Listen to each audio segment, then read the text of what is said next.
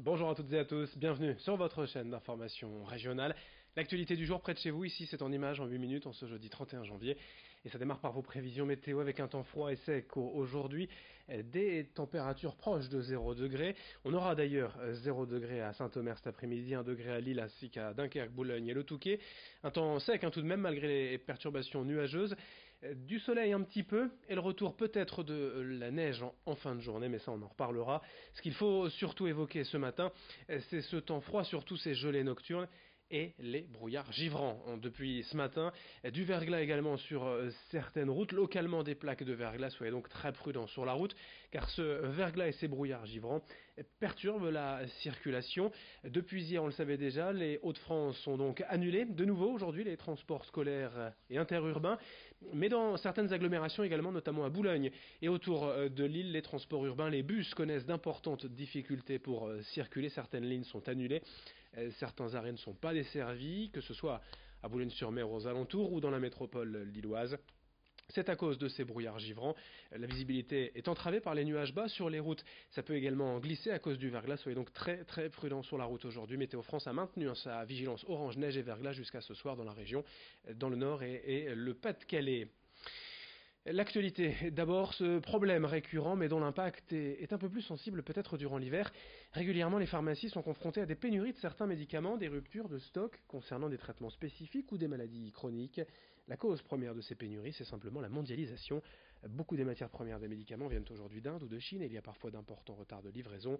Exemple, dans cette pharmacie, chaque jour la liste des produits manquants s'allonge et pour honorer malgré tout les ordonnances des clients, les pharmaciens essayent des alternatives ou en tout cas s'entraident entre confrères, mais c'est une situation malheureusement assez habituelle, comme l'explique ce pharmacien au micro d'Edil Gulay. Là, on est en période hivernale, on se retrouve confronté sur un médicament, notamment en ce moment, à une pénurie.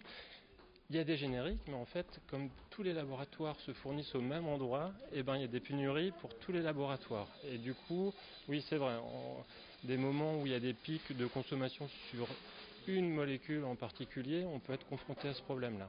Au quotidien, je vous dis, la liste s'allonge, donc sur tous les traitements, on est confronté à ce souci-là. Enfin, sur toutes les catégories de traitements, il y a toujours une molécule qui pose problème. Du coup, oui, tous les jours, on doit s'adapter.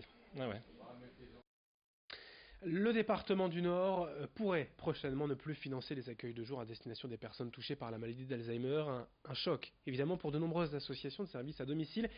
Exemple est ici près de Lille, la Fage-Tuménil à l'accueil de jour Jeanne de Roubaix.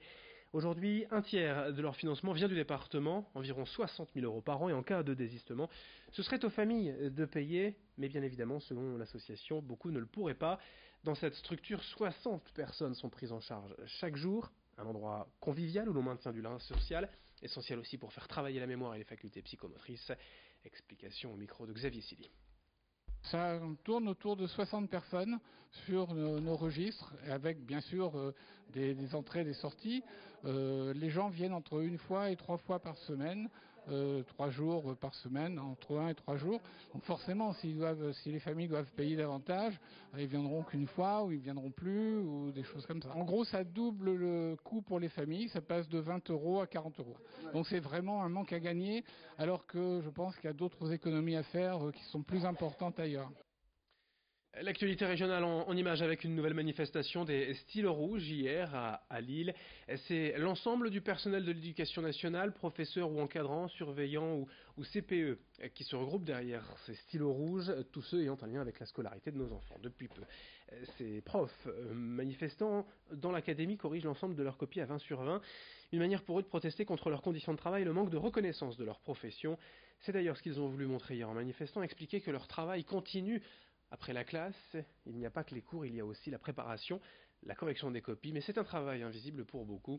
Écoutez ce témoignage recueilli pour nous par Lucille Constant. Le but est de montrer à l'éducation nationale que les professeurs ne sont pas écoutés et que de toute façon on veut que nos élèves réussissent mais on ne nous donne pas les moyens de les faire réussir, on ne nous donne pas suffisamment de compétences techniques pour le faire, il y a trop d'élèves, etc. On n'est pas payé, donc à partir de là on considère que la meilleure façon de les faire réussir c'est de mettre 20 à tout le monde. Comme ça on obéit aux directives ministérielles, on les fait réussir. Alors évidemment certains ne sont pas contents parce qu'ils ne voient pas exactement le progrès de leur enfant, etc. Mais nous on fait ce qu'on nous demande avec les moyens qu'on nous donne, c'est-à-dire des tout petits moyens. mais au moins on remplit l'objectif, tout le monde réussit. Le grand angle de la rédaction également à la rencontre d'un couple de collectionneurs de Playmobil. Marie-Sophie et Pierre-Olivier ont aménagé leur grenier comme une salle de musée et ils recréent avec les jouets des scènes de vie, de sport ou d'aventure. Reportage signé Margot Sailly. Bonjour. Enfant, Pierre-Olivier Bailleul collectionne les Playmobil. Mais à 14 ans, ce passionné décide de mettre ses figurines de côté. Alors j'ai repris cette collection parce que je suis allé chercher mes vieux Playmobil qui étaient au grenier chez mes parents pour les donner à mes enfants tout simplement. Et de là on a commencé à faire des petites scènes dans leur chambre qu'on a ensuite mis sur internet.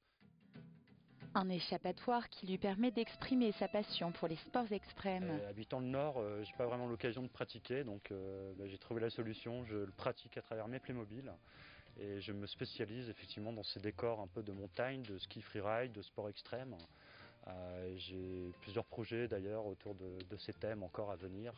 Et voilà, ça m'inspire énormément.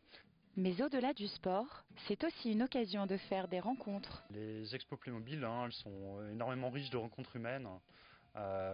J'ai par exemple une petite anecdote, c'est un ami, celui qui est devenu un ami en tout cas, qui habite en Irlande du Nord, qui était coiffeur, passionné de Playmobil.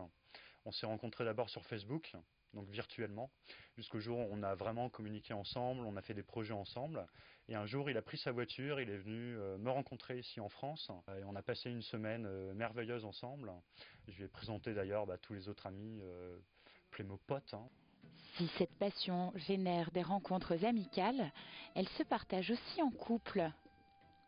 Alors là, je suis en train de faire un cadre sur Lady Gaga. Nous, ce qui nous intéresse, c'est de pouvoir le faire à deux, justement, parce qu'on trouve qu'on est quand même privilégié de pouvoir le faire à deux. C'est plus simple, et puis en même temps, ça nous permet chacun aussi, comme je vous le disais tout à l'heure, de faire d'autres rencontres, d'avoir des contacts, et de profiter des week-ends où on est en exposition et tout ça, et de partager ça tous les deux. Des rencontres et des jouets qui n'ont pas fini d'en faire rêver. Voilà pour cette édition régionale. D'autres infos dès le prochain quart d'heure, dans moins de 8 minutes. Restez avec nous. Très bonne journée à toutes et à tous.